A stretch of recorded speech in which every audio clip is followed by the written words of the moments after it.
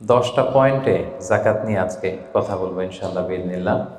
প্রথমে আমি জাকাতের গুরুত্ব ও তাৎপর্য নিয়ে কথা বলবো। এরপর জাকাত আদায় যদি কেউ না করে তাদের শাস্তি কি কোরআনে সে ব্যাপারে কথা বলবো। এরপর জাকাত আদায়ের কিছু কোরআন বর্ণিত খাত আছে, মন চাইলেই যে কোনো জায়গায় আবার জাকাতের টাকা দেওয়া যায় না, সেই খাতগুলো কি সেগুলো আমরা জানার চেষ্টা করব। তারপর জানবো 4 নম্বরে কাদেরকে জাকাত দেওয়া যাবে না, কিছু লোক আছে যাদের জাকাত দেওয়া যাবে না।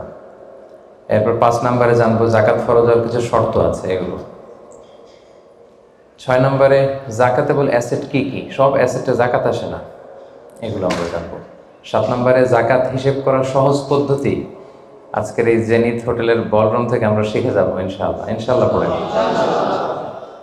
তো কিভাবে সহজে ক্যালকুলেশন করবেন এটা আজকে আমি বুঝিয়ে দিব। তারপরে আমাদের অনেকের কৃষি সম্পদ থাকে, কৃষি সম্পদের জাকাতটা ক্যালকুলেট কীভাবে করতে হয়। আমাদের অনেকের পশু সম্পদ থাকে, এটার জাকাতের ক্যালকুলেশন কীভাবে করতে হয়। এবং সবশেষে 10 নম্বরে বলবো যে কি দিয়ে জাকাত দিলে বা কিভাবে জাকাত দিলে জাকাতটা প্রোডাক্টিভ হবে, ইফেক্টিভ হবে। আমাদের দেশে দেখবেন যে জাকাতের শাড়ি দেয়, খুব পাতলা শাড়ি, নিম্নমানের শাড়ি, যিনি পায় তারাও ইউজ করতে পারে না, কয়েকদিন ইউজ করার পরেই এটা ব্যবহার অযোগ্য হয়ে পড়ে, রং চলে যায়, ছিঁড়ে যায়। তাহলে তো এটা ইফেক্টিভ হলো না, কি বলেন, প্রোডাক্টিভ হলো না। কিভাবে কি দিয়ে জাকাত দিলে জাকাতটা প্রোডাক্টিভ হয় সেটাও আমরা বলবো। তো আল্লাহর মেহেরবানি যে আপনারা খুবই সুশৃঙ্খল, এটা দেখে আমার ভালো লাগছে। বিভিন্ন প্রোগ্রামে একটু বিশৃঙ্খলা হয়, যেটা আমি খুবই অপছন্দ করি। বিশৃঙ্খলা হলে আমি আলোচনা করতে পারি না, এরকম সুশৃঙ্খল পরিবেশ হলে কিছুদিনই কথা শেয়ার করা যায়। তো তাহলে আসুন আমরা মূল আলোচনায় চলে যাই। প্রথমে আমরা বলবো জাকাতের গুরুত্ব এবং তাৎপর্য। সম্মানিত দিনী ভাই এবং বোনেরা, আমরা সবাই জানি যে জাকাত হচ্ছে one of the 5 pillars of Islam, ইসলামের 5টা ভিত্তির একটা। 3 নম্বর ভিত্তি, প্রথমে ঈমান, তারপরে সালাত, তারপরেই জাকাত। একটা খুঁটি, একটা তাঁবুর 5টা খুঁটি থাকে, এর মধ্যে এই তাঁবুর 5টা খুঁটিকে যদি ইসলামের 5টা পিলারের সাথে তুলনা করি তাহলে মাঝখানের খুঁটিটার নাম জাকাত। মাঝখানের খুঁটি না থাকলে যেমনি তাঁবু উঁচু হয়ে দাঁড়াতে পারে না, তেমনি জাকাত ভিত্তিক অর্থ ব্যবস্থা না হলেও মুসলিম উম্মাহ মাথা উঁচু করে দাঁড়াতে পারে না। যেমন এখন আমাদের জাকাত ভিত্তিক অর্থ ব্যবস্থা নাই, ফলে গোটা বিশ্বে আমরা কিন্তু ওইরকম নেতৃত্ব স্থানীয় বা উন্নতির একেবারে শীর্ষস্থানে ওই পর্যায়ে কিন্তু আমরা যেতে পারি নাই, কারণ জাকাতের যে ডাইনামিজম এটাকে আমরা কাজে লাগাইনি। তো যারা দান করে তাদেরকে আল্লাহ তাআলা খুব পছন্দ করে। দানশীল ব্যক্তি তিনি কিয়ামতের দিন নিজের আমলনামা দেখে বিশ্বাসই করতে পারবে না এটা তার আমলনামা, কারণ আল্লাহ তাআলা ওই দানের সওয়াবটাকে ফুলিয়ে ফাঁপিয়ে পেলে পুষে পাহাড়ের সমান করে তারপরে আমলনামায় ঢুকিয়ে দিবে। সুবহানাল্লাহ। এবং দানকারী ব্যক্তির যত বালা মুসিবত আছে দানের কারণে আল্লাহ এটা দূর করে দেয়। আরশের নিচে আল্লাহ তাআলা তাকে স্পেশাল ছায়া দিবে কিয়ামতের দিন, যেদিন কোনো ছায়ার ব্যবস্থাপনা থাকবে না। তো এই দানের ব্যাপারটা সব ধর্মে আছে। হিন্দু ধর্মেও কিন্তু দানের ব্যাপারে উৎসাহিত করে, বৌদ্ধ ধর্মে দেখবেন আছে চ্যারিটি, ডোনেশন, ফান্ড রাইজিং, এগুলো আছে। ইহুদি ধর্মে, খ্রিস্ট ধর্মেও আছে। তবে ইসলাম এক্ষেত্রে অনন্য। ইসলাম শুধু দানকে উৎসাহিতই করেনি অন্য ধর্মের মতো, ইসলাম এটাকে ফরজ বানাই দিয়েছে। সুবহানাল্লাহ বলবেন না? নির্দিষ্ট পরিমাণ সম্পদ যদি নির্দিষ্ট সময় পরিমাণ কারো কাছে থাকে তাহলে তার উপর দান করা ইসলামে কি করে দিয়েছে? ফরজ। অন্য কোনো ধর্ম দানকে ফরজ করেনি, উৎসাহ দিয়েছে সব ধর্ম, কিন্তু ইসলাম এক্ষেত্রে ইউনিক। অন্য ধর্ম দানের ব্যাপারে ইন্সপায়ার করে, ইসলাম এটার অব্লিগেটরি বানিয়ে দিয়েছে, দিতেই হবে। এবং ইসলাম বলে আপনি দান করে জাকাত দিয়ে মোটেও যাকে দিলেন তার প্রতি করুণা করেননি, এটা তাদের প্রতি কিন্তু দয়া না। আমি আজকে যাকে জাকাত দিলাম আমি মোটেও দয়া করিনি, করুণাও করিনি, অনুকম্পাও না, বরং এটা তার হক। এটা কি? অফি আমওয়ালিহিম হাক্কুন লিসাইলি ওয়াল মাহরুম, ধনীদের সম্পদে গরিবদের হক। আল্লাহ বলেছেন অধিকার। বলা যায় যে ওরা আমাকে দয়া দেখিয়েছে, যে গরিব ভাইটা আমার জাকাত নিয়ে গেল ও আমাকে দয়া করেছে, কারণ আমার জন্য জাকাত দেওয়া ফরজ। আমার জন্য জাকাত দেওয়া কি? আমি আদায় করতে না পারলে জাহান্নামে যাব। কিন্তু যে জাকাত নেয়ার হকদার ওর জন্য কি জাকাত নেয়া ফরজ? কথা বুঝে নাই বোধহয়। গরিব মানুষ, ওর জন্য কি জাকাত নেয়া ফরজ? ও যদি বলে আমি গরিব আছি, ভালো আছে, আমি নিব না জাকাত, কম কিছু করা যাবে? তো বরং ও আমার থেকে জাকাতটা নিয়ে আমাকে জাহান্নামের আগুন থেকে বাঁচালো, আমার ফরজ আদায়ের ক্ষেত্রে সহযোগিতা করে গেল। তো দয়া কি আমি করলাম না ও করলো? বলেন, দয়া কি আমি করলাম না সে করলো? সে করলো। এই জন্য আল্লাহ তাআলা বললেন ওয়া ফি আমওয়ালিহিম হাক্কুন লিস-সাইলি ওয়াল মাহরুম, ধনীদের সম্পদে গরিবদের অধিকার আছে। এটা অধিকার, এটা কোনো রকম দয়া বা অনুকম্পা নয়। কারণ ইসলাম চায় একটা সুন্দর মানবিক সমাজ ব্যবস্থা গড়ে তুলতে। শহরের এক পাশে গাছতলা, আরেক পাশে পাঁচতলা, শহরের এক পাশে 5 স্টার 7 স্টার হোটেল, বৃত্ত, বৈভব, আনন্দ, উল্লাস, এন্টারটেইনমেন্টে মানুষ ফুর্তিতে মজে থাকবে, আর শহরের আরেক পাশে বস্তি, না খেয়ে মানুষ চিকিৎসার অভাবে ধুকে ধুকে মরবে। ইসলাম এটা চায় না। ইসলাম চায় সম্পদের তারল্য সবার হাতে পৌঁছে যায়। কাইলা ইয়াকুনা দুলাতান বাইনাল আগনিয়াই মিনকুম, আল্লাহ বলেন সম্পদ যেন শুধু তোমাদের ধনীদের হাতে কুক্ষিগত না হয়, এজন্য আমি এই জাকাতের ব্যবস্থাপনা করেছি। ফলে সবার কাছে এই জাকাতের অর্থ কিন্তু পৌঁছে যাবে। তাহলে সম্মানিত ভাই এবং বোনেরা, আমরা বুঝলাম এই জাকাত কিন্তু যাদের উপর ফরজ হয়েছে এটা আপনাকে আদায় করতেই হবে, এখানে কোনো ছাড় নেই, এবং এটা গরিবদের অধিকার, এটা সোশ্যাল সিকিউরিটি নেট, যাতে সকলের কাছে অর্থের তারল্য পৌঁছে যায়। এজন্য আল্লাহ তাআলা জাকাতকে ফরজ করেছেন। তাহলে জাকাতের গুরুত্ব তাৎপর্য তো বুঝলেন না? এবার শোনেন, জাকাত ফরজ হওয়ার পরে যদি আমরা জাকাত আদায় না করি তাহলে কি ভয়ঙ্কর শাস্তি হবে। এই আয়াতটা দিয়েই আমি আমার আলোচনা শুরু করেছি, যে ওয়াল্লাযীনা ইয়াকনিজুনা যাহাবা ওয়াল ফিদ্দাতা ওয়া লা ইউনফিকুনাহা ফি সাবিলিল্লাহ ফাবাশশিরহুম বিআযাবিন আলীম। হে নবী, যারা গোল্ড, সিলভার, স্বর্ণ, রূপা জমা করে রাখে, আল্লাহর রাস্তায় দান করে না, তাকে আপনি কঠিন আযাবের সুসংবাদ দিন।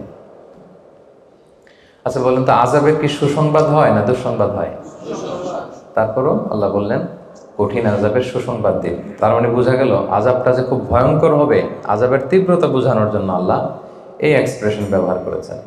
ছেলে কথা শোনে না, তখন মা বলে দুষ্টামি করতেছো, বাবা আসলে এমন মাইট দিবে মজা টের পাবা। আচ্ছা বলো তো, মাইট দিলে কি মজা লাগে? মা তো বলতেছে মজা টের পাবি। তোর বাবা এসে এমন মাইট দিবে মজা টের পাবি। মজা লাগে মাইট দিলে?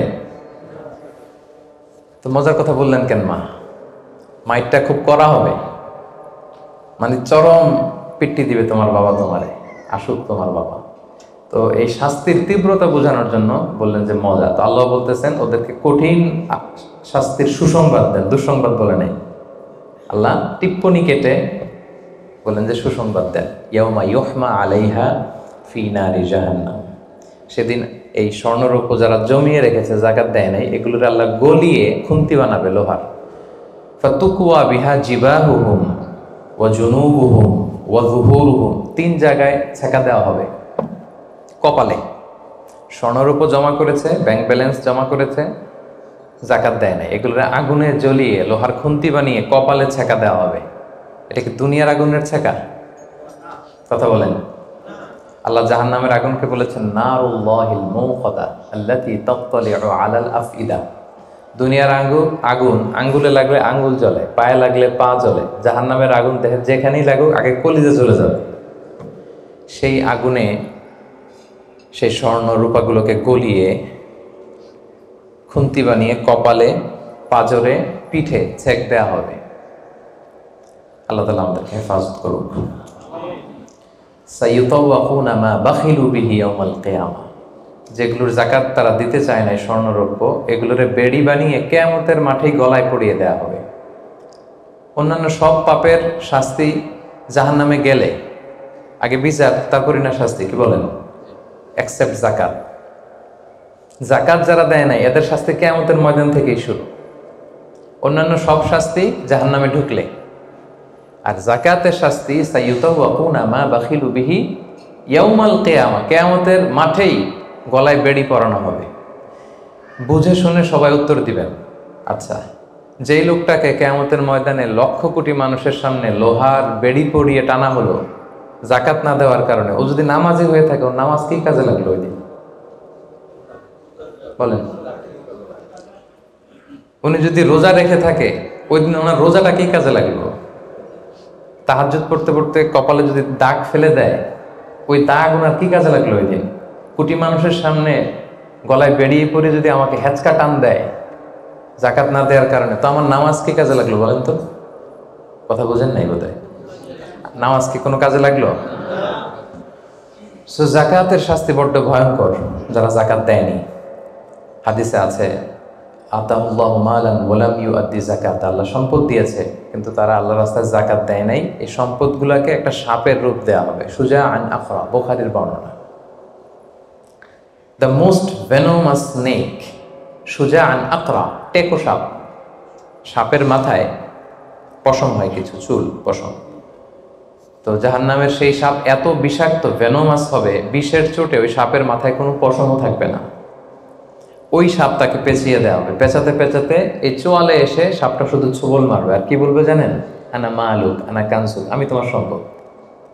আমাকে ভোগ করার জন্য ব্যাংকে রেখে দিছিল না ফিক্সড ডিপোজিট করে, জাকাত ক্যালকুলেশন করে দেওয়া নাই? আনা মালুক আনা কানসুক বলতেই থাকবে, এক একটা ছোবল মারবে। আনা মালুক আনা কানসুক, am your wealth, am your bank balance. আমি তোমার সম্পদ, আমি তোমার গহনা, আমি তোমার জুয়েলারি, আমি তোমার অর্নামেন্টস, আমি তোমার গচ্ছিত সম্পদ। হিসাব করে তো দাও নাই, খাওয়ার জন্য রাখছিলা, আজকে খাও। আনা মালুক আনা কানসুক। আমরা কি কিয়ামতের ময়দানে সেই কঠিন আযাব ভোগ করতে চাই? এই কঠিন শাস্তি ভোগ করার ক্ষমতা কি আমাদের আছে? ওয়াখুলিকাল ইনসানু দাঈফা, আল্লাহ মানুষকে দুর্বল করে বানিয়েছে।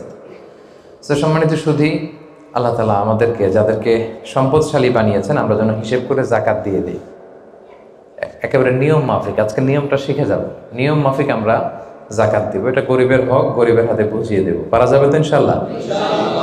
ইনশাআল্লাহ। 2 নম্বর পয়েন্টও কভার করলাম। 3 নম্বর পয়েন্ট হচ্ছে জাকাত আদায়ের খাত। সব খাতে জাকাত দেওয়া যায় না। জাকাতের টাকা দিয়ে মসজিদ বানানো যায় না। আজকে বুঝে যান, জেনে যান মাসালা। জাকাতের টাকা দিয়ে মাদ্রাসা বানানো যায় না। জাকাতের টাকা দিয়ে কালভার্ট, ব্রিজ বানানো যায় না, কারণ ব্রিজে তো ধনীরাও হাঁটবে। কি বলেন? তো ধনীরা কি জাকাতের টাকা কনজিউম করার কোনো সুযোগ আছে? নাই। তার মানে আল্লাহ তাআলা কোরআনে বর্ণিত 8টা খাত উল্লেখ করেছেন। এই 8টা খাতেই আপনাকে জাকাত দিতে হবে, এর বাইরে জাকাত দিলে হবে না। আল্লাহ তাআলা বলেন ইন্নামাস সাদাকাতু লিল ফুকারাই ওয়াল মাসাকিনি ওয়াল আমিলিনা আলাইহা ওয়াল মুআল্লাফাতি কুলুবুহুম ওয়া ফির রিকাবি ওয়াল গারিমিনা ওয়া ফিস সাবিলিল্লাহি ওয়া ইবনিস সাবিল ফারিদাতাম মিনাল্লাহি ওয়াল্লাহু আলিমুল হাকিম। 8টা খাত। এই 8 খাতের বাইরে আপনি জাকাত দিলে আদায় হবে না। 1 নম্বর খাত হচ্ছে লিল ফুকারা, ফকিরদেরকে আপনি দিতে পারবেন। 2 নম্বর খাত হচ্ছে ওয়াল মাসাকিনি, মিসকিনদেরকে দিতে পারবেন। এখন ফকিরকে, মিসকিনকে? ফকির হচ্ছে মানলাহু শাই, যার কিছু জিনিসপত্র আছে, কিছু টাকা আছে, কিছু সম্পদ আছে, কিন্তু ওয়ালা ইয়াকফি, এটা তার হয় না। কিছু টাকা আছে, মাসে 20 দিন খাইতে পারে, 10 দিন কষ্ট হয়, ছেলেরে ভালোভাবে পড়াইতে পারে না, নিজের ভালো জামা কাপড়ের ব্যবস্থা নাই। তার মানে কিছু সম্পদ আছে, এতে তার কুলায় না, হয় না, একে বলে ফকির, একে আপনি দিতে পারবেন। আরেক শ্রেণী হচ্ছে মিসকিন। মিসকিন হচ্ছে মান লাইসা লাহু শাই, যার কিছুই নাই, একেবারে কিছুই নাই। রাস্তাঘাটে আমরা দেখবেন যে ভবঘুরে লুঙ্গি একটা পরে আছে, গায়ে কোনো জামা নেই, ওর কিছুই নাই, এ হচ্ছে মিসকিন। তো এদেরকে আপনি দিতে পারবেন। 1 নম্বরে ফকির, 2 নম্বরে মিসকিন। এই দুইটাই হচ্ছে বেসিকলি প্রাইমারি সোর্স। এরপর আল্লাহ তাআলা বলেছেন ওয়াল আমিলিনা আলাইহা, জাকাত ফাউন্ডেশনে যারা জব করে, জাকাত ম্যানেজমেন্টে যারা কাজ করে, এদের স্টাফদেরকে জাকাতের টাকা দিয়ে স্যালারি দেওয়া যাবে। যদিও এরা ধনী হোক, এরা তো আর জাকাত নিচ্ছে না, এরা এদের স্যালারি নিচ্ছে, এটা দেওয়া যাবে। 3টা গেল। ওয়াল মুআল্লাফাতি কুলুবুহুম, বিধর্মী, অন্য ধর্মের, বুদ্ধিস্ট, হিন্দু, আপনি চাইলেন যে এরা জাকাতের টাকা দিয়ে একটু হেল্প করলে হয়তো ইসলামের প্রতি আকৃষ্ট হবে, এরকম শর্তে আপনি এরকম মুআল্লাফাতি কুলুবুহুম, অন্য ধর্মের লোকদেরও জাকাত দিতে পারবেন। সাধারণত অন্য ধর্মের লোকদের দেওয়া যায় না, কিন্তু যদি ভাবেন যে দিলে ইসলামের যে জাকাত ব্যবস্থা, ইসলামের সৌন্দর্য, আমরা একটা হেল্পিং হ্যান্ড দেখলে সে আকৃষ্ট হবে, তাহলে দিতে পারবেন। অফির রেকাব, 4 নম্বরে হচ্ছে দাস মুক্তি। সম্মানিত ভাই বোন বোনেরা, দাস আজাদ করার ক্ষেত্রে আপনি জাকাতের টাকা দিতে পারবেন। তো এখন তো আর দাস নাই, এখন কি করতে পারবেন? এখন এই যে প্রিজনারদেরকে, কারাবন্দী আছে না অনেকে, উল্টাপাল্টা মামলা দিয়ে মামলা করে জেলে ঢুকে রাখছে, তো এর এখন আইনজীবী চালানো লাগে, এর এদিকে টাকা লাগে, ওদিকে টাকা লাগে, বা তার মুক্তির জন্য টাকা লাগতেছে, বা কাউকে কিডন্যাপ করা হয়েছে, গুম করা হয়েছে, এই সমস্ত ইস্যুতে তাদের প্রাণ রক্ষার জন্য, কারামুক্তির জন্য আপনি জাকাতের টাকা দিয়ে হেল্প করতে পারবেন। 4টা গেল। ওয়াল গারিমিন, ঋণগ্রস্ত ব্যক্তি, ঋণের বোঝায় প্রতিদিন খালি ধরে পাওনাদাররা, তার মানে জীবন চালানো না বিশ্বাস হয়ে পড়তেছে, তাকে আপনি ঋণের বোঝা হালকা করার জন্য দিতে পারবেন। অফি সাবিলিল্লাহ, 6 নম্বর হচ্ছে আল্লাহর রাস্তায় যারা আছে। এগুলোর প্রত্যেকটা আমি 1 ঘন্টা করে আলোচনা করতে পারবো। প্রত্যেকটা পয়েন্ট যদি ইন ডিটেল ফিকহি ইস্যুসগুলো নিয়ে কথা বলি, লম্বা চড়া আলোচনা হবে। আমি জাস্ট আপনাদের মাথায় একটু করে জাস্ট শোনাচ্ছি, তাহলে ওভারঅল একটা ধারণা আপনি পেয়ে যাবেন। ফি সাবিলিল্লাহ, আল্লাহর রাস্তায় যারা আছে, এর দ্বারা উদ্দেশ্য হচ্ছে যারা আল্লাহর রাস্তায় জেহাদ করছে। ফিলিস্তিনে আমার ভাইরা জেহাদ করছে, কাশ্মীরে জেহাদ করছে, সশস্ত্র সংগ্রামে তাদের যে যুদ্ধাস্ত্র যা যা প্রয়োজন, এই ক্ষেত্রে আপনি দিতে পারবেন। আধুনিক সময় অনেক স্কলাররা বলে যে এই যে এতিমখানাতে অনেক ছেলে আছে অনাথ এতিম, তারপর টাকা পয়সা নাই, তারাও তো তাদের লাইফটা ইসলামের জ্ঞান আহরণের জন্যই ডেডিকেট করেছে, তারাও ফি সাবিলিল্লাহ, ওখানেও দিতে পারবে। সর্বশেষ হচ্ছে ফি সাবিলিল্লাহি ওয়াবনিস সাবিল, পথিক। পথিক যদি নিঃস্ব হয়ে যায়, তাকে আপনি জাকাতের টাকা দিয়ে হেল্প করতে পারবেন। ধরেন একজন পথিক, বাড়ি হচ্ছে কেলান্তান, এখন কেলে আইসা মলম পাটির খপ্পরে পইরা সব শেষ, কিছুই নাই আর, তার সব নিয়ে গেছে। তো এখন সে ওইদিকে কেলান্তানে অনেক ধনী, কিন্তু এইখানে টাকা পয়সা নাই। এখন এই যে তার টাকা নাই, তাকে পোষতে হবে, তা খাইতে হবে, আপনি জাকাতের টাকা দিয়ে তাকে হেল্প করতে পারবেন। এখন অবশ্যই এটা খুব প্রযোজ্য না, কারণ ক্রেডিট কার্ড থাকে বাংলাদেশে, ধরেন বিকাশ সে সিস্টেম আছে, বা সামহাও তার কারণ নাম্বার মুখস্থ থাকলে ফোন করলে টাকার ব্যবস্থা হয়ে যাবে। কিন্তু শরীয়ত কিন্তু এটাও রেখেছে, পথিক মুসাফিরকে আপনি হেল্প করতে পারবেন। তাহলে এই 8টা খাত ছাড়া কিন্তু সম্মানিত ভাই বোন বোনেরা, আপনি অন্য খাতে জাকাত দিলে জাকাত আদায় হবে? মন মতো দিলে হবে না। কিন্তু 4 নম্বরে আমরা জানবো কাদেরকে জাকাত দেওয়া যাবে না। এতক্ষণ তো জানলাম কোথায় কোথায় দেওয়া যাবে, এবার শুনবো কাদের দেওয়া যাবে না। 1 নম্বর, হাশিমি খানদানের কাউকে দেওয়া যাবে না। বানু হাশিম মানে রাসূলুল্লাহ সাল্লাল্লাহু আলাইহি ওয়াসাল্লামের বংশধর। আমাদের একটা বংশ আছে না, কেউ মুন্সি বংশ, কেউ চৌধুরী বংশ, কেউ ওই বংশ। রাসূল সাল্লাল্লাহু আলাইহি ওয়াসাল্লামের বংশের নাম কি? হ্যাঁ, কুরাইশের হাশিমি খানদানের বংশ ওনার, বানু হাশিম। ওনারা কুরাইশ হচ্ছে অনেক বড় একটা গ্রুপ, এটার মধ্যে বানু জাহারা আছে, বানু হাশিম আছে। তো এখানে রাসূল সাল্লাল্লাহু আলাইহি ওয়াসাল্লাম হচ্ছেন বনু হাশিম। বনু হাশিমের লিনিয়েজে যারা আসবে, আপনি যদি জানতে পারেন তিনি বনু হাশিম, আপনি জাকাত দিতে পারবেন না, ওনারা জাকাত খেতে পারবে না। তাদের মধ্যে এখন যদি কেউ গরিব থাকে, আপনি অন্য ফান্ড থেকে দিবেন, এমনি চ্যারিটি করবেন, কিন্তু জাকাতের টাকা আমাদেরকে দেওয়া যাবে না, যেহেতু নবীর বংশের সম্মানিত। জাকাতের খেজুর একবার মদিনায় স্তূপ করে রাখা। রাসূল সাল্লাল্লাহু আলাইহি ওয়াসাল্লামের ছোট নাতি হুসাইন রাদিয়াল্লাহু তাআলা তখন তো ছোট পায়ে হাঁটতে হাঁটতে যে ওই জাকাতের একটা খেজুর নিয়ে খাওয়া শুরু করছে। বাচ্চা থাকতে তো সবাই আমরা এরকমই করতাম, খাবার পেলেই কি বিস্কিট দেখলে চকলেট দেখলে এটা কার, আমার না কার, ওটা দেখার বিষয় না, আগে মুখে দাও। তো হুসাইন রাদিয়াল্লাহু তাআলা জাকাতের খেজুর তো উনি বোঝে নাই, উনি হাঁটতে হাঁটতে যে জাকাতের খেজুর খাওয়া শুরু করছে। রাসূল সাল্লাল্লাহু আলাইহি ওয়াসাল্লাম দূর থেকে দেখে উনি দৌড়ে গেলেন, যে বললেন কিহ কিহ, হাদিসে আছে শব্দটা, আরবিতে বলে কিহ কিহ, মানে আমরা বাংলায় কি বলি ওয়াক থু, থু মেরে ফেলে দাও, থুতু ফেলো যেটা বলি। রাসূল সাল্লাল্লাহু আলাইহি ওয়াসাল্লাম বললেন লা তা'লাম আন্না লা নাকুলু সাদাকা, নানা ভাই তুমি কি জানো না যে আমরা সাদাকার মাল খেতে পারি না? নাতিকে শিক্ষা দিচ্ছে, এডুকেট করছে যে হুসাইন তুমি কি জানো না যে আমরা সাদাকার মাল খেতে পারি না, আমরা তো বানু হাশিম। এবং রাসূল সাল্লাল্লাহু আলাইহি ওয়াসাল্লাম জোর করে ওই খেজুরটা বের করে দিলেন মুখ থেকে। তাহলে বনু হাশিমের কাউকে দেওয়া যাবে না, অমুসলিম কাউকে জাকাত দেওয়া যাবে না, এক্সেপ্ট ওয়াল মুআল্লাফাতি কুলুবুহুম, যদি এই ইস্যু হয় যে এটা দিলে ইসলামের প্রতি তার একটু আকর্ষণ বাড়বে, এরকম হলে দিতে পারবেন, ইন জেনারেলি দেওয়া যাবে না। 3 নম্বর হচ্ছে ধনী কাউকে জাকাত দেওয়া যাবে না, যার টাকা আছে এরা জাকাত দেওয়া যাবে, পয়সাওয়ালা কাউকে না। তবে এখানে এক্সেপশন হচ্ছে ওই যে ওয়াল আমিলিনা আলাইহা, জাকাত সেন্টারে যদি জব করে স্যালারি দেওয়া যাবে। পথিক হয়ে যদি নিঃস্ব হয়ে যায়, আসলে ধনী, রাস্তায় টাকা পয়সা হারাই ফেলছে, তাকে দেওয়া যাবে। আল্লাহ রাস্তায় জেহাদ করতেছে, ধনী, কিন্তু জেহাদের সামগ্রীর মধ্যে যদি জাকাতের সম্পদের কিছু থাকে, ওটাও নিয়োগ করতে পারবে। 4 নাম্বার, ঔরসজাত সম্পর্কের কাউরে জাকাত দেওয়া যায় না। হ্যাঁ, আপনার বাবা, আপনার মা, আপনার নানা নানি, দাদা দাদি, যত উপরে যাক, এদেরকে আপনি জাকাত দিতে পারবেন না। আপনার নিচের যারা, আপনার ছেলে মেয়ে, আপনার নাতি নাতনি, এদের ছেলে মেয়ে যত যাবে, যত নিচে যাক, জাকাত দিতে পারবেন না। গেল। 5 নাম্বার হচ্ছে স্বামী তার স্ত্রীকে জাকাত দিতে পারবে না। কেন? কারণ স্ত্রীর ভরণ পোষণ দেয়া স্বামীর জন্য কি ফরজ বা ওয়াজিব। তা আপনার তো তার ভরণ পোষণ দিতে হবে, জাকাত দেবেন কিভাবে? স্ত্রী দিতে পারবে হাজবেন্ডকে। ইন এনি কেস আসলে হাজবেন্ড ওয়াইফের মধ্যে জাকাত দেওয়ানোর সম্পর্ক নাকি? তো ভালোবাসার সম্পর্ক, স্বামী স্ত্রীর মধ্যে তো ভালোবাসার সম্পর্ক। তো ইন এনি কেস ইসলাম বলে যে প্রত্যেকে কিন্তু ইন্ডিভিজুয়াল। একটা জিনিস খেয়াল রাখবেন, আপনি আর ভাবির জাকাত কিন্তু একসাথে হবে না, বুঝতে পারছেন? ভাবির জাকাত ভাবি দিবে, আপনার জাকাত আপনি দিবেন।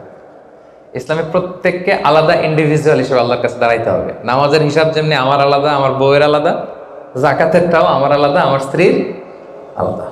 অনুরূপভাবে যাদের ভরণ পোষণের দায়িত্ব আপনার কাঁধের উপর, তাদেরকে আপনি জাকাত দিতে পারবেন না, কারণ এটা আপনার দায়িত্ব, এজন্য পারবেন না। এবার জাকাত ফরজ হওয়ার শর্ত আছে, এই শর্তগুলো আমরা শুনব। 5টা শর্ত। প্রাইমারি শর্ত হচ্ছে নেসাব পরিমাণ সম্পদের মালিক হওয়া, আর এটা হাওলানিল হাওল, 1 বছর থাকা। এগুলো হচ্ছে প্রাইমারি শর্ত। আরও 3টা সেকেন্ডারি শর্ত হচ্ছে আল মিলকিয়া, পূর্ণ ওনারশিপ থাকা, আর জিয়াদা, এটা আপনার অতিরিক্ত টাকা এটা হওয়া, আর হচ্ছে আদামুদ্দুয়ুন, ঋণ না থাকা। এই 5টা শর্ত আমি ব্যাখ্যা করলে আপনি বুঝবেন। 1 নম্বর হচ্ছে নিসাব পরিমাণ সম্পদের মালিক হওয়া। আপনি সামান্য কিছু সম্পদের মালিক হইলে এখান থেকে জাকাত দিতে হবে, শরীয়ত কিন্তু এটা বলে নাই। সুবহানাল্লাহ। আপনি জাকাতের নিয়ম শুনলে দেখবেন যে ইসলাম কতটা ব্যালেন্সড। একটা থ্রেশহোল্ড আছে, একটা স্ট্যান্ডার্ড আছে, এই মানে গেলে দিবেন। সেটা কত? সেটা গোল্ড আর সিলভার দিয়ে রাসূল সাল্লাল্লাহু আলাইহি ওয়াসাল্লাম দিয়েছেন, কারণ তখন গোল্ড আর সিলভারের কয়েন ছিল, মুদ্রা ছিল। আগে কিন্তু সোনা আর রূপা দিয়েই মুদ্রা বানানো হতো, পরে এটা পেপার মানি শুরু হয়েছে, কাগজের টাকা। তো একটা হচ্ছে দিনার আর একটা দিরহাম। তো রাসূল সাল্লাল্লাহু আলাইহি ওয়াসাল্লাম যে থ্রেশহোল্ড বেঁধে দিয়েছেন সেটা হচ্ছে 7.5 তোলা স্বর্ণ বা 52.5 তোলা রূপা। আই রিপিট, এটা সবাই জানেন আশা করি, যে 7.5 তোলা স্বর্ণ আর 52.5 তোলা রূপা। আধুনিক সময়ে গ্রাম দিয়ে দোকানদাররা হিসাব করে, তো গ্রাম দিয়ে যদি আপনি বুঝেন তাহলে 85 গ্রাম স্বর্ণ অথবা 595 গ্রাম রূপা, এটা হচ্ছে থ্রেশহোল্ড নিসাব, অথবা এর সমপরিমাণ অর্থ, ক্যাশ টাকা যদি আপনার কাছে থাকে, তাহলে আপনি নিসাবের মালিক হয়েছেন। যেদিন আপনি এই নিসাবের মালিক হবেন ওই দিনটা আপনি ডায়েরিতে টুকে রাখবেন, কারণ এটা যদি 1 বছর আপনার কাছে এরকম থাকে, 1 বছর পরে যে আপনি জাকাত দিবেন, কিভাবে দিবেন আমি সামনে বলবো। তো এই নেসাব নিয়ে একটা প্রবলেম আছে। প্রবলেমটা হচ্ছে 7.5 তোলা স্বর্ণ আর 52.5 তোলা রূপার দাম কিন্তু এক না। 52.5 তোলা রূপার দাম খুব কম, আর 7.5 তোলা স্বর্ণের দাম অনেক বেশি। এটা হইল একটাই কম আর একটা বেশি। ঘটনা হচ্ছে রাসূল সাল্লাল্লাহু আলাইহি ওয়াসাল্লাম যখন এই থ্রেশহোল্ডটা বেঁধে দিয়েছিলেন নিসাবটা, তখন দুইটার মান সমান ছিল। তখন 7.5 তোলা স্বর্ণ দিয়ে 52.5 তোলার মতো রূপা পাওয়া যেত, অথবা কেউ 52.5 তোলা রূপা বিক্রি করলে 7.5 তোলা স্বর্ণ পেত। কিন্তু পরে সিলভার ফল করতে শুরু করলো, ফল করতে করতে আজকে এই অবস্থা। গোল্ড আবার খুব একটা ফল করে নাই, ফলে গোল্ডের স্টেবিলিটিটা এখনো রয়ে গিয়েছে। তো এখন আপনি কোনটা ধরে দিবেন জাকাতটা? যদি আপনি রূপা ধরেন, কথার কথা, রূপা যদি এই 1 ভরির দাম 1000 টাকা হয়, তাহলে 52.5 ভরির দাম কত? 52,500 টাকা। কিন্তু স্বর্ণ যদি আপনি হিসাব করেন, 1 ভরি যদি 50,000 হয়, 7.5 ভরি কত? 3.5 লাখ প্লাস, তাহলে প্রায় 7 গুণ কম বেশি, তাই না? এটা নিয়ে হয়ে গেছে জটিলতা। তো এখন আপনি কোনটা ধরে দিবেন? অনেকে বলে না গোল্ড দিব, কারণ গোল্ড ফল করে নাই, এটার যে স্ট্যান্ডার্ড এটা এখনো বজায় আছে। এটা নিয়ে অনেক আলোচনা, আমি খুব সংক্ষেপে বলি। কেউ বলে গোল্ড দিব, কেউ বলে রূপা দিব। এখন আমি কি বলি?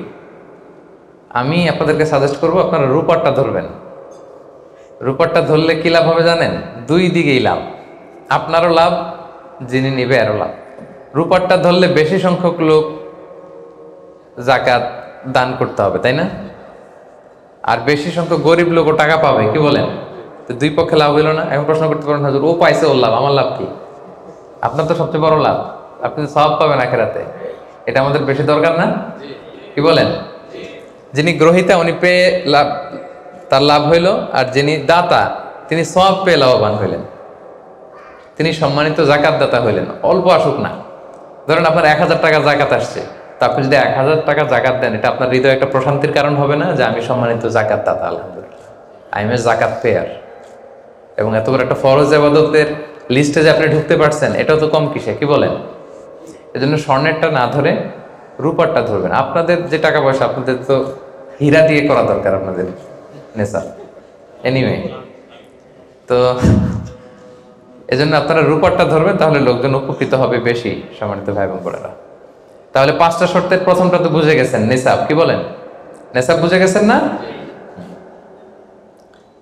2 নম্বর শর্ত হচ্ছে শুধু এই নেশাব পরিমাণ সম্পদের মালিক হইলেই হবে না ভাইরা, এটাকে হাল আনিল হাউল বলে, মানে 1 বছর আপনার কাছে থাকতে হবে। দেখেন ইসলাম কতটা ভারসাম্যপূর্ণ।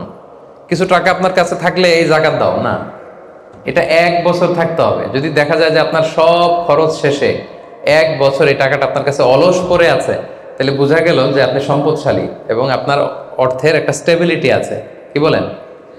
তাহলে আপনি নেশাব পরিমাণ সম্পদের মালিক হলেন, এবং 1 বছর যদি থাকে, 1 বছর শেষে আপনি জাকাত দিবেন। এই বছরটা কিন্তু সৌর বছর না, সোলার ইয়ারে হিসাব করলে হবে না, এটা লুনার ইয়ারে, চান্দ্র বৎসরে।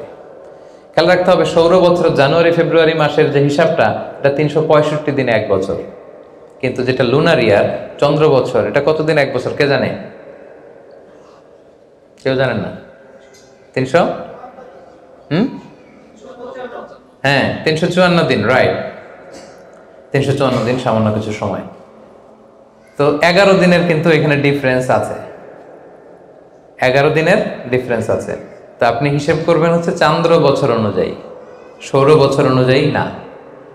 তো সৌর বছর অনুযায়ী যদি করেন, তাহলে আপনার জাকাত কিন্তু 2.5% থাকবে না।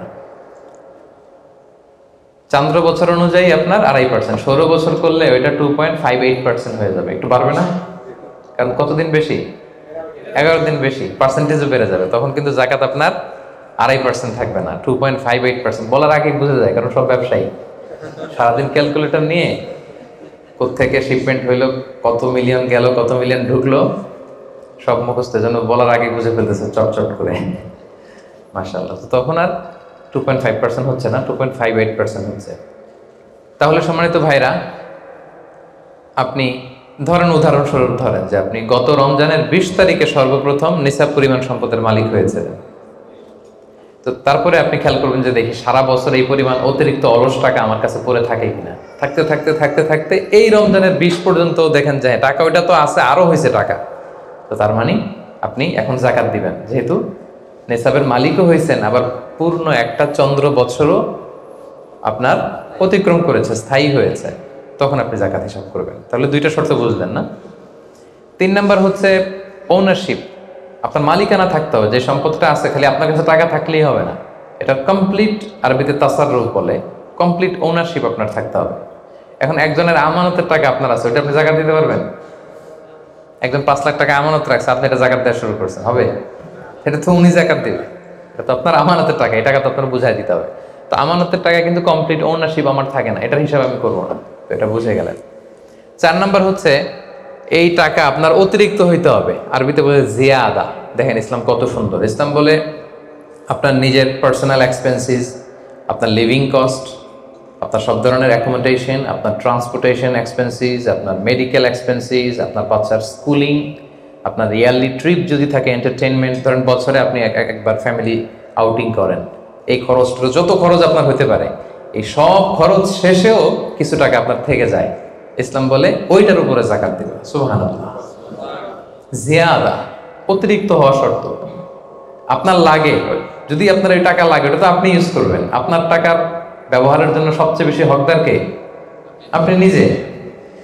আপনার সব খরচ আলহামদুলিল্লাহ সুন্দরভাবে চলে, এরপরেও নিসাব পরিমাণ টাকা বছরব্যাপী যখন আপনার রয়ে গেল, ইসলাম বলে জাস্ট 2.5%। সুবহানাল্লাহ। তাহলে অতিরিক্ত হইতে হবে। সর্বশেষ শর্ত, 5টা শর্তের সর্বশেষ শর্ত হচ্ছে ঋণ থাকতে পারবে না। ঋণ থাকলে ওইটা জাকাত থেকে বাদ যাবে। ধরেন আপনার আছে 5 লক্ষ, কিন্তু আবার ঋণও আছে 5 লক্ষ, কথার কথা। তো এটা তো আপনি আগে ঋণ দিবেন, আপনি তার জাকাত দিতে পারবেন না, এই কথাটা কি বুঝতে পারছেন? আচ্ছা, ঋণ ভাই 3 ধরনের। কয় ধরনের? 3 ধরনের। একটা হচ্ছে আপনার একবারে পরিশোধ করতে হবে, এরকম ঋণ থাকে না, যে আমি মুরাদ ভাইয়ের কাছ থেকে 1 লক্ষ টাকা নিলাম, আজকে আমার জাকাতের হিসাব করার ডেট, তো 1-2 মাসের মধ্যে টাকাটা দিতে হবে। তো তখন এই যে 1 লক্ষ টাকা উনি পাবে, এই টাকাটা আমি বাদ দিব আমার অন্যান্য অ্যাসেট থেকে। বাদ দিয়ে যদি দেখি যে না তারপরেও জাকাত হয় দিব, আর না হলে দিব না, কারণ এটা একবারে দিতে হবে। ওনার বলছে যে 1 লক্ষ আমি একবারে দিয়ে দিব আপনাকে 1 মাস পরে, এইভাবে ঋণটা নিয়েছিলাম। তাহলে কিছু কিছু ঋণ আছে একবারে পরিশোধযোগ্য, ওকে, এটা জাকাতের ক্যালকুলেশন থেকে বাদ যাবে। কিভাবে বাদ যাবে আমি ক্যালকুলেশন করে দেখাবো। ঋণের দ্বিতীয় প্রকার হচ্ছে ইনস্টলমেন্টের কিছু ঋণ আছে, কিস্তিতে দেয়া লাগে। লেটস সে আমি 1 কোটি টাকা দিয়ে একটা গাড়ি কিনেছি, BMW গাড়ি, বা 50 লক্ষ টাকা দিয়ে আমি একটা হুন্ডা গাড়ি কিনেছি, 50 লক্ষ টাকা। তো এটা আমি কিস্তিতে কিনেছি। কিস্তির ঋণ যদি হয় তাহলে আপনি কিন্তু পুরোটা বাদ দিতে পারবেন না, তখন সর্বোচ্চ 12 মাসের কিস্তি বাদ দিতে পারবেন, 12 মান্থসের, তাও এই চন্দ্র মাসের হিসাবে। কারণ জাকাতের হিসাবটা কি 12 মাসের হিসাব, তাই না? এটা একটা ইয়ারলি ক্যালকুলেশন। আপনি পুরোটা যদি একবারে বাদ দেন তাহলে তো আপনার আর জাকাতই দেওয়া লাগবে না। কি বলেন?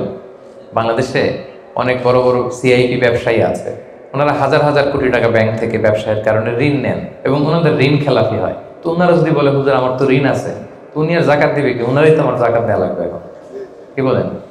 এরকম বড় বড় সিআইপিরা যদি ঋণের দোহাই দেয়, উনি আর জাকাত দিবে কি? উনি তো ঋণী, তাহলে উনারাই কিছু জাকাত আমাদের দেওয়া লাগবে। কারণ আমরা জাকাতের 8টা খাতের মধ্যে একটা পড়েছি, বল গরিমিনা। কি বলেন? ঋণগ্রস্ত ব্যক্তিকে জাকাতের টাকা দিয়ে হেল্প করা যায়, তো উনি আর দিবে কি? উনারে দিই আমরা। ওই ঋণ বাদ দেওয়া যাবে না। ইনস্টলমেন্টের ঋণ হইলে 12 মাসের, আর ওইরকম ঋণ খেলাপি 1000 কোটি টাকা, এগুলো বাদ দেওয়া যাবে। 3 নাম্বার ঋণ হচ্ছে লাক্সারি পণ্য কিনতে যে ঋণ হয়, এই ঋণ জাকাত থেকে বাদ দেওয়া যাবে না। বিলাসিতামূলক কিছু যদি আপনি কিনেন, আপনি একটা লাম্বরগিনি কিনলেন 10 কোটি টাকা দিয়ে, এটা আপনি জাকাত থেকে বাদ দিতে পারবেন? পারবেন না। তাহলে লাক্সারি আইটেমের যে ঋণ, এটা বাদ দেওয়া যায় না। তাহলে ঋণের ব্যাপারটা পুরোপুরি বুঝে গেছেন না? এই 5টা শর্ত যদি থাকে আপনার মধ্যে পাওয়া যায়, অর্থাৎ আল্লাহ তাআলা আপনাকে একটা নিসাব পরিমাণ সম্পদের মালিক বানিয়েছেন, এটা আল্লাহ তাআলা পুরো 1 বছর আপনার এই পরিমাণ টাকা আপনার মধ্যে স্টেবল ছিল, এবং এটার পূর্ণ ওনারশিপ আপনার আছে, এবং এটা আপনার সব খরচের অতিরিক্ত, এবং সবশেষে এটা আপনার ঋণের বাইরে। ওই সম্পদ থেকে আল্লাহ তাআলা আপনাকে জাকাত দিতে বলেছেন। তাহলে জাকাতের শর্ত সবার ক্লিয়ার? এবার হচ্ছে জাকাত যোগ্য সম্পদ কি কি? জাকাতেবল অ্যাসেট, সব সম্পদে জাকাত হয় না। এই পয়েন্টটা খুব গুরুত্বপূর্ণ, আপনাদেরকে মনোযোগ দিয়ে শুনতে হবে। আপনারা মনোযোগ দিয়ে শুনতেছেন তো? আপনি ধরেন ওই যে উদাহরণ দিয়েছিলাম, গত রমজানের 20 তারিখে নিসাব পরিমাণ সম্পদের মালিক হয়েছেন, দেখলেন সারা বছর আছে এই টাকাটা, তো এই 20 রমজানে তো আপনি এখন হিসাব করবেন, তাই না? তো হিসাবে আপনি কি কি ধরবেন? সব সম্পদে জাকাত নাই। আপনার বাসার যে ফার্নিচার, এটা হিসাব করা লাগবে না। আপনার যে ফ্রিজ, আপনার যে এয়ারকন, আপনার যে থাকার যে ফ্ল্যাটটা, আপনার যে বাংলো বাড়ি, এগুলোতে কোনো জাকাত নাই। আপনার চলার জন্য যে গাড়িটা লাগে, এগুলোতে কোনো জাকাত নাই। আপনার নিজের জন্য যে ল্যাপটপ, মোবাইল, যত কিছু আছে, গ্যাজেট বলেন, এগুলোতে কোনো জাকাত নাই। তাহলে কি কিসে জাকাত আছে? জাকাতেবল অ্যাসেট কি, জাকাতযোগ্য সম্পদ কি, সেটা আমরা শুনি। 1 নাম্বার হচ্ছে সোনা রূপা, gold and silver in its any form, যে কোনো ফর্মে, যে কোনো ফর্মে। এটা জুয়েলারি হোক, অর্নামেন্টস হোক, এটা বার হোক, বিস্কিট হোক। অনেকে গোল্ডের বার কিনে না, দেখবেন 999 এর ফাইনেস্ট গোল্ড, একেবারে খাপটাত নাই, 24 ক্যারেটের গোল্ড, 999 লেখা থাকবে এটার উপরে চকচকে, আপনার গোল্ডের বার, গোল্ডের বিস্কিট। অনেকে শখ করে গোল্ডের প্লেট, টেট, তৈজসপত্র এগুলো কিনে। হ্যাঁ, স্বর্ণের ঘড়ি অনেকে কিনে। পুরুষের জন্য কিন্তু স্বর্ণের ঘড়ি, আংটি কোনোটাই পরা বৈধ না। কিন্তু যদি কেউ কিনে, স্বর্ণের কলম আছে, শখ করে কিনে অনেকে, টাকা রাখার জায়গা পায় না, তো ভাবে যে একটা কলম কিনে ফেলি স্বর্ণের, তারপর স্বর্ণের ঘড়ি, স্বর্ণের এই সেই। তো এরকম জুয়েলারি বলেন, তৈজসপত্র বলেন, যা যা আছে আপনার সব হিসাব করতে হবে in its any form. Gold and silver, এটা জাকাতেবল অ্যাসেট। বোনেরা অনেক সময় প্রশ্ন করে যে যেই গহনা আমি পরি, এটারও কি জাকাত দিতে হবে? ইখতিলাফ পূর্ণ মাসালা, বিশুদ্ধ মত হচ্ছে দিতে হবে। 3 মাযহাব বলছে দেয়া লাগবে না, ইমাম আবু হানিফা বলছে দেয়া লাগবে, এবং আবু হানিফা রাহিমাহুল্লাহর কথাটাই ভ্যালিড, বেশি যুক্ত। সুনানে আবু দাউদের হাদিস, আম্মা জান আয়েশা রাদিয়াল্লাহু তাআলা আনহা স্বর্ণের বা রূপার একটা আংটি পরে আছেন, রাসূল সাল্লাল্লাহু আলাইহি ওয়াসাল্লাম বলেন জাকাত দিছো? আম্মা জান বলে না, এটা পড়ছি যাতে আপনার সামনে আমি আমার সৌন্দর্য বাড়াতে পারি। রাসূল সাল্লাল্লাহু আলাইহি ওয়াসাল্লাম বললেন হাসবুকি মিনান নার, জাহান্নামে ঢুকাতে এটাই যথেষ্ট। সাথে সাথে জাকাত দিয়ে দিলেন আম্মা জান আয়েশা। তো আম্মা জান আয়েশা তো এটা পরিহিতা ছিলেন, কি বলেন। আরেক নারী আসলেন তার মেয়েকে নিয়ে, হাতে দুইটা স্বর্ণের চুড়ি। রাসূল বলেন জাকাত দিছো? দেই নাই। বলতেছে তুমি কি পছন্দ করো যে এই দুইটা চুরির পরিবর্তে আগুনের দুইটা চুরি জাহান্নামে পরানো হবে? ওই মহিলা ভয়ে তাড়াতাড়ি খুলে দিচ্ছে, ইয়া রাসূলুল্লাহ নেন, পুরোটাই দিয়ে দিলেন। তো এই হাতের বালাও কিন্তু ওই মেয়ে হাতে পড়া ছিল, তাই না? এতে করে বোঝা যায় যেই জুয়েলারি আমার বোনেরা আপনারা ইউজ করেন সেটারও জাকাত দিতে হবে, সেটারও জাকাত দিতে হবে। আপনার সিন্ধুকে থাক, গলায় থাক, আপনি সব কাউন্ট করে জাকাত দিবেন। তবে আপনি বিক্রয় মূল্য হিসাব করবেন, কারণ আপনি 1,00,000 টাকা দিয়ে একটা নেকলেস কিনছেন, বেচতে গেলে কি 1,00,000 পাবেন? কথা বোঝেন নাই? পাবেন? এটার সাথে খাদ আছে, এটার মেকিং চার্জ আছে, জুয়েলারি দোকানেরও একটা মেকিং চার্জ রাখে। তো আপনি যখন আপনার নেকলেসটা বিক্রি করতে যাবেন, ওরা 20% কাট করে দিবে। 1,00,000 টাকার নেকলেস আপনি দোকানে বেচতে গেলে কত টাকা পাবেন?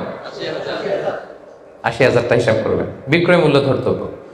তো তাহলে সম্মানিত ভাই এবং বোনেরা, জাকাতে বলে asset 1 number golden silver, 2 number হচ্ছে ক্যাশ। ধরেন আজকে আমি আমার জাকাত হিসাব করতে বসছি, তো আমি দেখতেছি যে আমার স্বর্ণ টর্ণ কি আছে না আছে, আমি হিসাব করতেছি। স্বর্ণের পালা গেল, এবার আমি হিসাব করবো আমার ক্যাশ কোথায় আছে, পকেটে কত, ওয়ালেটে কত, ড্রয়ারে কত, ব্যাংকে কত, কারেন্ট অ্যাকাউন্টে কত, ফিক্সড অ্যাকাউন্টে কত, সেভিংস অ্যাকাউন্টে কত, যত জায়গায় আপনার যত ক্যাশ ফর্মে টাকা আছে এটা আপনি হিসেব করবেন। এগুলো জাকাতেবল অ্যাসেট। আরো কিছু সম্পদ আছে, এগুলো ক্যাশ না, তবে ইজিলি লিকুইডেট করা যায়, চাইলে টাকা বের করে আনা যায়। যেমন প্রাইস বন্ড অনেক কিনে রাখে না, আমাদের ডাক বিভাগের সঞ্চয়পত্র আছে না, এগুলো ফিক্সড ডিপোজিট, অনেকে ইন্স্যুরেন্স করে, লাইফ ইন্স্যুরেন্স।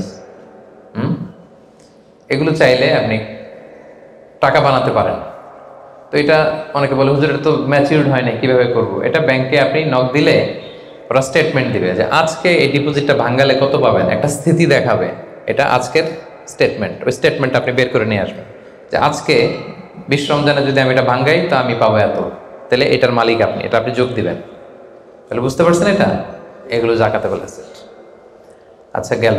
এরপরে ব্যবসার সম্পদ, উরুদ উত্তেজারা, যত ব্যবসার সম্পদ আছে এটা কিন্তু আপনি জাকাতে হিসাব করবেন। উদাহরণ দিই, একজন বিস্কিট ফ্যাক্টরির মালিক, উনি বিস্কিট বিক্রি করে। তো আজকে আমি যে জাকাতে হিসাব করতে বসছি, আমি আমার কোম্পানিতে ফোন দিয়ে আজকে কত carton biscuit ready to sell, কত কার্টুন, ধরেন 50,000 পিস, তো এটার দাম কত, বিক্রয় মূল্য আমি যোগ দেব।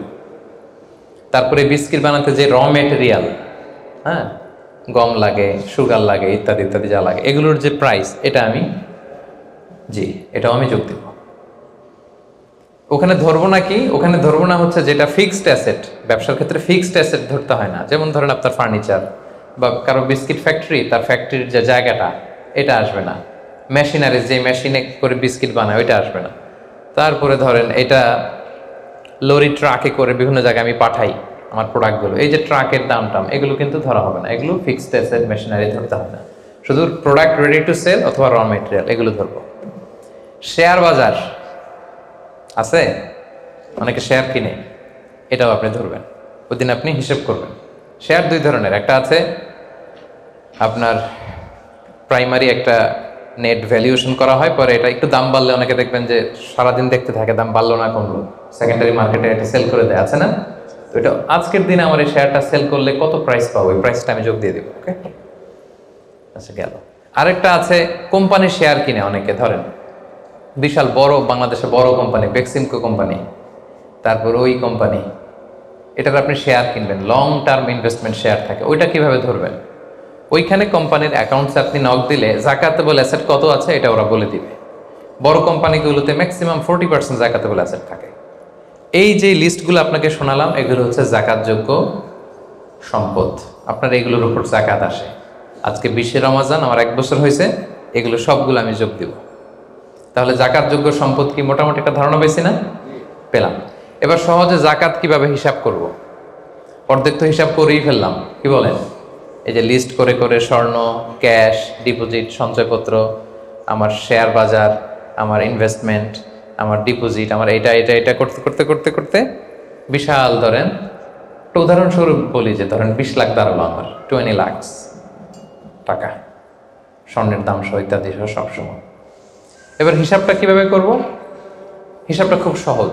আমার জাকাতেবল অ্যাসেট আমি সব হিসাব দিয়ে পাইলাম কয় লাখ টাকা, 20 লাখ। এবার আমার যদি ঋণ থাকে, আমি ঋণটা এখান থেকে বাদ দেব। আমরা শুরুতে বলছিলাম এক ধরনের ঋণ আছে একবারে দিয়ে দিতে হবে, এরকম একবারে ঋণ দেওয়ার যদি আমার কিছু থাকে ওইটা আমি বাদ দিব। ধরেন আমার একবারে ঋণ দেওয়ার আছে 5 লাখ টাকা, যেটা আমাকে একবারই পরিশোধ করতে হবে অল্প কিছুদিনের মধ্যেই, তাহলে এটা আমি বাদ দিতে পারবো। তো 5 লাখ টাকা যদি 20 লাখ টাকা থেকে বাদ দিয়ে কত থাকে? 15 লাখ। এরপর আমি বলেছিলাম যে কিস্তিতে যে ঋণগুলো থাকে সেক্ষেত্রেও আমি বাদ দিতে পারবো ম্যাক্সিমাম 1 বছর, 12 মান্থস। ধরেন যে বড় একটা কিছু আমি কিনেছি, সেখানে 12 মাসের আমার যে ঋণ, সেই ঋণ আসতেছে ধরেন যে কিস্তিতে, ধরেন আরো 5 লাখ, তাহলে কত বাদ গেল? 5 এ 5 10 লাখ, থাকলো কত? এই 10 লাখ হচ্ছে আপনার নাও জাকাতেবল অ্যাসেট। এই 10 লক্ষের উপর আপনি 2.5% জাকাত দিবেন। আর হিসাবটা যদি আপনি সূর্য বছর অনুযায়ী করেন তাহলে 2.58% দিবেন। সহজ হয়ে গেছে না মোটামুটি? হ্যাঁ, মোটামুটি সহজ হয়েছে না? এরপর এক একজনের এক এক ধরনের বিজনেস, এক এক ধরনের কোশ্চেন থাকবে। এটা পার্সোনালি কোনো মুফতির কাছে বা যে কোনো স্কলারের কাছে আপনার পার্সোনাল আলাদা করে হিসাব করা লাগলে এটা করে নেবেন। কিন্তু ওভারঅল জাকাতের কিভাবে ক্যালকুলেট করতে হয় এবং প্রসেসটা কি, রাইট প্রসেস, এটার একটা ধারণা তো আপনারা পেয়েছেন নাকি? বুঝতে পারছেন না সবাই? আচ্ছা, এরপরে বলেছিলাম ফসলের জাকাত মানে কৃষি সম্পদের জাকাত। কিছু চাষ করলেই জাকাত দিতে হয় না, এটার একটা নিসাব আছে, সেটা হচ্ছে কমপক্ষে 18 মণ। কমপক্ষে কয় মণ? 18 মণ। কমপক্ষে 18 মণ হইলে ফসলের জাকাত দিতে। আল্লাহ বলেন, ইয়া আইয়ুহাল্লাযীনা আমানু আনফিকু মিন তাইয়্যিবাতি মা কাসাবতুম ওয়া মিম্মা আখরাজনা লাকুম মিনাল আরদ। জমিন থেকে যেটা উৎপন্ন করে দেই এটাও আল্লাহর রাস্তায় দান করো। ওয়া আতু হাক্কাহু ইয়াওমা হাসাদি, যেদিন ফসল হারভেস্টিং করে ঘরে তুলবেন ওই দিনই জাকাত দিতে হবে। মজার ব্যাপার হচ্ছে ফসলের ক্ষেত্রে বা কৃষিজ পণ্যের ক্ষেত্রে কিন্তু 1 বছর অপেক্ষা করা লাগে না। এর আগে টাকা পয়সা, স্বর্ণালঙ্কার এগুলো 1 বছর আছে কিনা দেখতে হয়। কিন্তু যারা কৃষি কাজ করে ফসলের ক্ষেত্রে 1 বছর তো 1 বছর নাই, ফসল যেদিন কাটবেন ওই দিনই ফসলের জাকাত। তো ফসলের জাকাতের জন্য 1 বছর ওয়েট করা লাগে না। তো আপনি নিজে ধরেন ধান খাওয়ার জন্য আপনি ফসল করছেন 10 মণ, ওটার জাকাত দেওয়া লাগবে? বুঝে থাকলে উত্তর দেন। 10 মণ ধান আমি করেছি, কেন লাগবে না? 18 মণ হয় নাই। দেখেন শরীয়ত কত সুন্দর, কিছু আপনি করলেই জাকাত দিতে বলে নাই, এটা একটা স্ট্যান্ডার্ড আছে। লাইসা ফিমা দুনা খামসাতে আউসুকিন সাদাকা, 5 ওয়াসাকের নিচে জাকাত হয় না। 1 ওয়াসাকে কত এভাবে হিসাব করে বের করা হয়েছে 720 কেজি, 18 মণ। 18 মণের নিচে হইলে জাকাত দেওয়া লাগবে না। আরেকটা ব্যাপার হচ্ছে যে কোনো ফসলে জাকাত হয় না যে ফসলগুলোকে গুদামজাত করা যায়, পচনশীল যদি হয় হবে না। যেমন আম রাখা যায়, কলা রাখা যায়, পেঁপে রাখা যায়, শাকসবজি রাখা যায়, রাখা যাবে হচ্ছে চাল, ডাল, গম, ভুট্টা, খেজুর, এগুলা গুদামজাত যদি করা যায়, ওগুলো যদি 18 মণ হয় তাহলে আপনি জাকাত দেবেন। তো জামের চাষ যারা করে তারা কি মোটেও দিবে না জাকাতের? কোনো কিছু থাকবে না? হ্যাঁ থাকবে। তাদের হচ্ছে উরুদুত তিজারা, ব্যবসার হিসাবে। ওই যে হিসাব করবে যেদিন, ওই দিন দেখবে যে আজকে আমার বিক্রি করার মতো কয় খাঁচি আম আছে, 40 খাঁচি আছে, দাম কত, ওই অন্যান্যর সাথে যুক্ত করে নেবে। কিন্তু ফসলের দিতে হইলে কমপক্ষে 18 মণ, এবং এটা গুদামজাত করা যায় এমন পণ্য হইতে হবে। কিভাবে দিব বলেন? 18 মণের বেশি করছেন, ধরেন 100 মণ হয়েছে আপনার ধান, কিভাবে দিবেন? 2.5% দিবেন না। ফসলের জাকাতের হিসাব হচ্ছে ওশর আর নিসফে ওশর। আরবি বুঝতে যদি কষ্ট হয় সহজ করে বলি, 10% আর 5%। ফসলের জাকাত হচ্ছে ভাই 10% আর 5%। 10% আরবিতে বলে ওশর। কখন 10%? যখন এটা ইরিগেটেড ল্যান্ড হয়, আল্লাহর দেয়া বৃষ্টির পানিতে চাষ হয়ে যায়, আপনার আলাদা করে সেচ দেয়া লাগে না, আল্লাহর দেয়া বৃষ্টিতেই হয়ে যায়। এটা হচ্ছে কস্ট ফ্রি কাল্টিভেশন, আপনার খরচ টরচ নাই, আল্লাহ বৃষ্টি দিছে, ধান বুনে দিছেন, হয়ে গেছে। এটা 10% দেবেন, 100 মণ হইলে 10 মণ। আরেকটা হচ্ছে আপনার সেচ দেয়া লাগে, এটা হচ্ছে কস্ট বেসড ইরিগেট কাল্টিভেশন। আপনার সেচ দেয়া লাগে, কীটনাশক দেয়া লাগে, রাসায়নিক সার দেয়া লাগে, নিড়ানি দেয়া লাগে, এই করা লাগে, সেই করা লাগে, আপনার খরচ বেশি। ওইখানে 10% না, ওখানে দিবেন কত পার্সেন্ট? 5%। 100 মণ ধানে কয় মণ দেখছেন? তার মানে the more you cost the less you pay, the less you cost the more you pay. সুবহানাল্লাহ। এখন যদি বলেন হুজুর আমার তো কিছু বৃষ্টির পানিতেও হয়, আবার আমিও কিছু পানি দিই, এখন কি করবেন বলেন দেখি, কে বলতে পারে? 7.5% দিবেন? এই তো ব্যবসায়ী হইলে কি সুবিধা, তখন আপনি মাঝামাঝি দিবেন। যেহেতু বৃষ্টির পানির ফ্যাসিলিটিও আপনি পেয়েছেন, আপনারও পানি শেষ লাগছে, দুইটা যেহেতু, তাহলে 5 আর 10 এর মাঝামাঝি কত? 7.5। তো আপনি তখন 7.5% দিবেন। এটা হচ্ছে বিশাল আলোচনারে এক নির্যাস আমি আপনাদেরকে শোনালাম। চলে গেল কৃষি সম্পদ। এবার পশু সম্পদের জাকাত কিভাবে দিবেন? পশু সম্পদের যে লিস্ট, এটা আমাদের জন্য অ্যাপ্লিকেবল না। 40টা ছাগল হলে একটা ছাগল বছর শেষে, 30টা গরু হলে বছর শেষে, 5টা উট হলে, এটা আমাদের জন্য অ্যাপ্লিকেবল না। কারণ পশু সম্পদের জাকাত যদি দিতে হয়, শর্ত হচ্ছে এটা সায়েমা হইতে হবে। সায়েমা মানে পশুগুলা বনে বাদারে যে ঘাস লতা পাতা নিজেই খেয়ে আসে, এটার কোনো খাওয়ানো টাওয়ানো লাগে না। কিন্তু আমাদের যে পোলট্রি শিল্প, আমাদের যে গরুর ফার্ম, এটাকে ফ্যানের নিচে রাখতে হয়। অস্ট্রেলিয়ান গাভী যারা পালে দেখবেন উপরে ফ্যান, যে দারোয়ান ওর ফ্যান নাই, কিন্তু গরুর উপরে ফ্যান। কারণ এই বাতাস না খেলে ওটা বাঁচবে না, ওইটারে ইঞ্জেকশন দিতে হয়, ওইটারে এই দিতে হয়, ওইটারে ভুসি খাওয়া, ওইটারে এই খাওয়া। তো এই পোলট্রি শিল্প, হ্যাচারি শিল্প, দুধের বিজনেস যারা করে, তাদের আসলে রাসূল সাল্লাল্লাহু আলাইহি ওয়াসাল্লাম যে পশু সম্পদের জাকাতের যে লিস্ট বলেছেন, ওইটার আওতাভুক্ত হবে না। তো তারা কি কোনো জাকাত দিবে না? দিবে। ওই যে উরুদুত্তি যারা ব্যবসায়ের পণ্য হিসেবে, আমি দুধ বিক্রি করি, সো আজকে যখন আমি হিসাব করব, আমি দেখবো যে আমার কত লিটার রেডি টু সেল, জানলাম যে 300 কেজি আজকে আমার দুধ আসলে বিক্রি হবে, এটার দাম কত, এটা আমি যোগ দিয়ে দিব। জাকাতে বলে অ্যাসেট যত আছে এগুলোর সাথে যোগ দিয়ে হিসাব করবো। বুঝতে পারছেন? সহজ হয়ে গেল না? 10টা পয়েন্টের 9টাই শেষ। সর্বশেষ পয়েন্ট আমাদের ছিল যে কিভাবে জাকাত দিলে বেশি প্রোডাক্টিভ হবে। আমরা শুরুতে বলেছি জাকাতের শাড়ি বলে ইসলামের শাড়ি নেই, জাকাতের লুঙ্গি বলে লুঙ্গি নেই, এগুলো দিলে জাকাত যথাযথভাবে আসলে আদায় হয় না। তো জাকাতটা আমরা প্রোডাক্টিভ ওয়েতে দিব। দুইভাবে দিলেই আদায় হয়। একটা হচ্ছে আপনার রেগুলার যে নেসেসিটি, এগুলো পূরণের জন্য জাকাত দিলেও হবে। যেমন খাওয়া নাই তো আপনি খাবার কিনে দিলেন, জামা নাই জামা কিনে দিলেন, চিকিৎসার অভাব, অসুস্থ আপনি ওষুধ কিনে দিলেন, আদায় হবে। কিন্তু একটা দারিদ্র বিমোচন হবে না? হবে। আজকে আপনি কিছু খাবার দিলেন, ও খেয়ে কালকে আবার ওদিকে জাকাতের লাইন, ওদিকে যে দাঁড়াবে, কি বলেন? এরপরের দিন শুনবে যে ওইখানে নাকি শাড়ি দিবে, ওইখানে যাবে। আপনি যদি পার্মানেন্ট সলিউশন করার ট্রাই করেন, এইটা হচ্ছে সবচাইতে ইফেক্টিভ, সবচাইতে প্রোডাক্টিভ। তো সেটার জন্য কোনো ফাউন্ডেশনের আন্ডারে, কোনো বোর্ডের আন্ডারে যদি করা যায়, বা আপনাদের মতো বিজনেস ম্যাগনেট যারা আছেন, আপনাদের যদি কোনো জাকাত ম্যানেজমেন্ট এরকম বোর্ড থাকে, আপনারা যদি করতে পারেন, আপনারা আপনাদের এলাকায় আপনারা চাইলে এভাবে দারিদ্র্য বিমোচন করতে পারবেন। তবে এটার জন্য শর্ত হচ্ছে মনিটরিং করা লাগে। ধরেন আপনি একজন মহিলা সেলাই করতে জানে, তাকে সেলাই মেশিন কিনে দিলেন। একজন গরু পালতে চায়, গরু কিনে দিলেন। অস্ট্রেলিয়ান গাই কিনে দিলেন 2টা, এটার দুধ বিক্রি করে ফ্যামিলিটা মোটামুটি চলতেছে। এদের এক ছেলে আছে, সে সিএনজি চালাতে জানে, তো একটা সিএনজি কিনে দিলেন। এলাকায় সিএনজি চালায়, অটোরিকশা চালায়, ভ্যান চালায়, তার ফ্যামিলিটা চলবে না মোটামুটি? সে আর অন্য জায়গায় যে জাকাতের টাকা চাইবে? চাইবেন। এটা প্রোডাক্টিভ। তবে এটার ক্ষেত্রে আপনি যে পরে দিতে যাবেন না কিছু, দেখবেন কার কিসে আগ্রহ। আপনি যে সিএনজি কিনে একজনকে দিলেন, কদিন পরে দেখবেন যে সিএনজি পেয়েছে, ও গাঁজা কিনে খাইতেছে। এরকম আছে। আপনি একটা কিনে দিচ্ছেন, ওইটাতে তার আগ্রহ নাই, ওটা দিবেন না।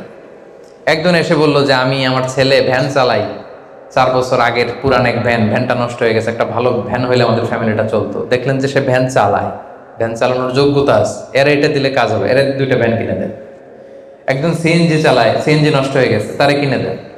গরু পালার অভ্যাস আছে, নিতে চায়, স্বাবলম্বী হতে চায়, তাকে দেন। একজন এসে বললো যে আমার ছেলেটারে আমি বিদেশ পাঠাইতে চাই, ও যদি বিদেশে যায় আমার ফ্যামিলিটা সচ্ছল হবে, 5 লক্ষ টাকা লাগবে ওরে পাঠাতে। আমরা গরিব মানুষ 2 লাখ জোগাড় করছি, আর 3 লাখের জন্য পাঠাইতে পারতেছি না। চমৎকার, যদি দেশের বাইরে পাঠানো যায়। আপনি ওখানে 3 লাখ টাকা দিয়ে ছেলেটারে বিদেশে পাঠাই দিলেন, ওর প্রবাসী হিসেবে ও যে টাকা পাঠাবে, ওর পাঠানো টাকায় ওর ফ্যামিলিটা সচ্ছল হয়ে গেল। ঠিক না? এইভাবে যাকে যেটা দিলে, এটা আপনি বুঝবেন, যার ক্ষেত্রে যেটা অ্যাপ্লিকেবল, তাকে যদি আপনি ওইভাবে জাকাতের টাকাটা দেন, ওটা বেশি প্রোডাক্টিভ হবে, ওটা বেশি ইফেক্টিভ হবে।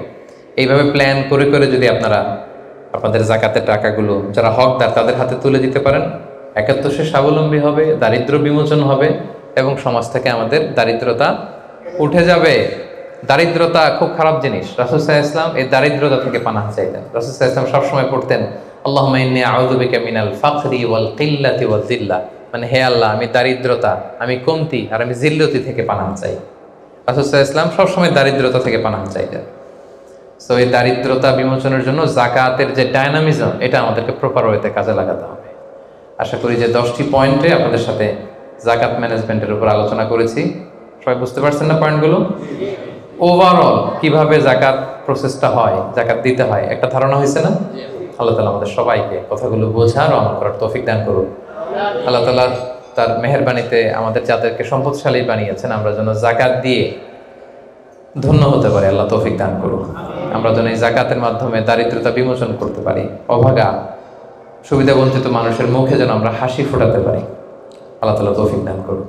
আমি আপনাদের সবাইকে আন্তরিক শুভেচ্ছা, শুকরিয়া এবং অভিনন্দন জানিয়ে এখানেই আজকের প্রোগ্রাম শেষ করছি। হাযা মা ইনদি ওয়াল ইলমু ইনদাল্লাহ আলাইহি তাওয়াক্কালতু ওয়া ইলাইহি উনীব। সুবহানাকাল্লাহুম্মা ওয়া বিহামদিকা আশহাদু আল্লা ইলাহা ইল্লা আনতা আস্তাগফিরুকা ওয়া আতুবু ইলাইক।